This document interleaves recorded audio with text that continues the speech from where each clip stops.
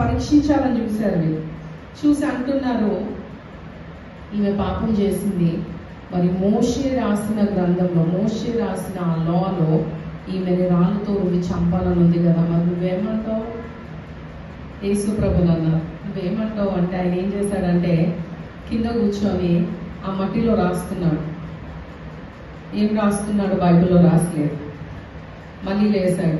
లేచి అన్నాడు, మీలో ఒక్కడైనా పాపము చేయకుండా ఉండినట్లయితే వాడు మొదట రాయెత్తుకొని ఆ స్త్రీని కొట్టాలి అన్నాడు. అక్కడ ఏం రాసిందంటే వెంటనే ముసలివాడి నుంచి చిన్న పిల్లవాడి వరకు అందరూ వెళ్ళిపోయారంట. There is no one without sin.